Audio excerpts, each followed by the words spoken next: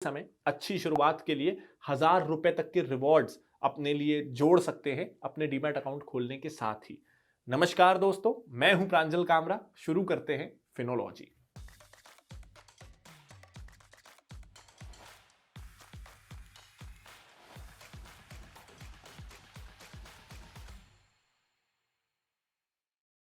तो चलिए सबसे पहले देखते हैं कि कैसे आप सिलेक्ट की मदद से ढूंढ सकेंगे साइंटिफिकली आपके लिए एक सही ब्रोकर। तो आपको आ जाना है फिनोलॉजी सिलेक्ट पे, जिसका कि वेब एड्रेस है select.finology.in।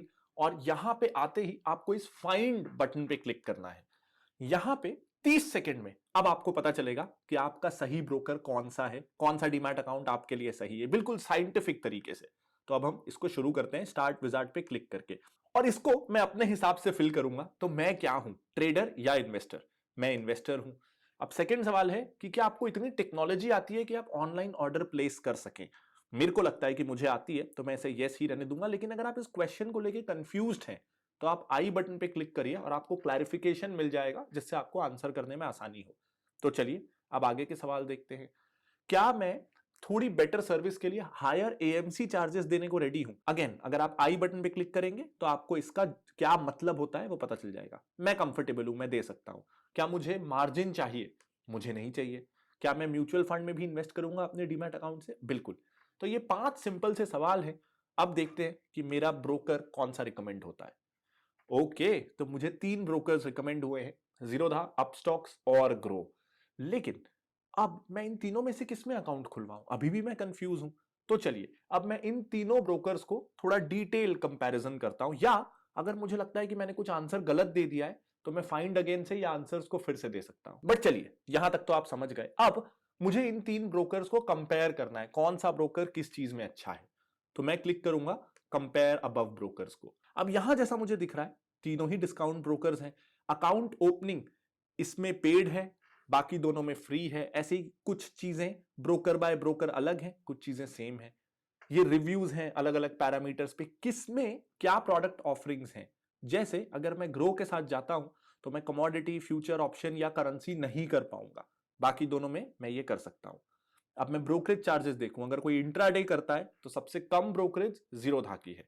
लेकिन अगर कोई चाहता है कि किसी को फ्यूचर या ऑप्शंस में ट्रेड करना है तो जीरोधा सबसे कम मार्जिन या लेवरेज दे रहा है। अगर आपको मार्जिन की जरूरत है तो शायद अपस्टॉक्स बेटर है, जिनके पास प्रोडक्ट वैरायटी भी है और जो मार्जिन भी दे रहे हैं। तो ऐसे बहुत सारे पैरामीटर्स हैं और ये सारे पैरामीटर्स को आप डिटेल में देख सकते हैं और इसके हिसाब से आप डिसाइड कर सकते हैं कि आपके लिए कौन सा ब्रोकर बेस्ट है। और अगर आप चाहें तो फाइंड ना करके आप सीधा कंपैरिजन पे भी जा सकते हैं। 3 ब्रोकर सिलेक्ट करिए और आपको डिटेल्ड कंपैरिजन मिल जाएगा। लेकिन अब हम जाते हैं इंपॉर्टेंट पार्ट की तरफ, जो मैंने आपको वीडियो के शुरुआत में बताया था, हिडन चार्जेस।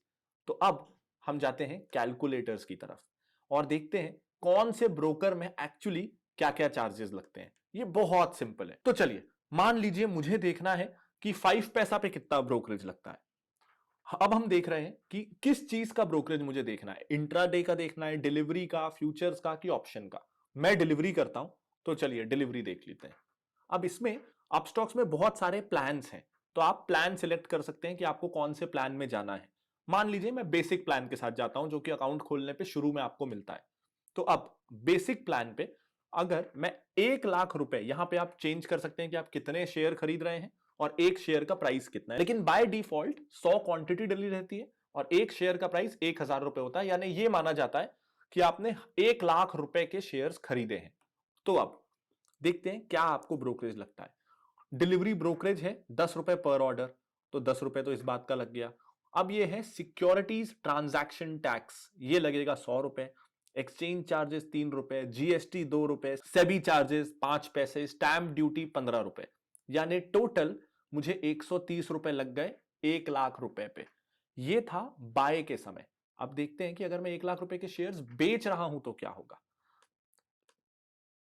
बेचते समय मुझे 127 रुपीज लगेंगे, क्योंकि ब्रोकरेज एप्लीकेबल जो है वो अब 10 रुपए नहीं, वो 20 रुपए है और कुछ चार्जेस बाकी कम ज्यादा हो रहे हैं। तो खरीदते समय अलग ब्रोकरेज लगता है, बेचते समय अलग। ये एक्सचेंज पे भी डिपेंड करेगा कि आप बीएससी से खरीद रहे हैं या एनएससी से।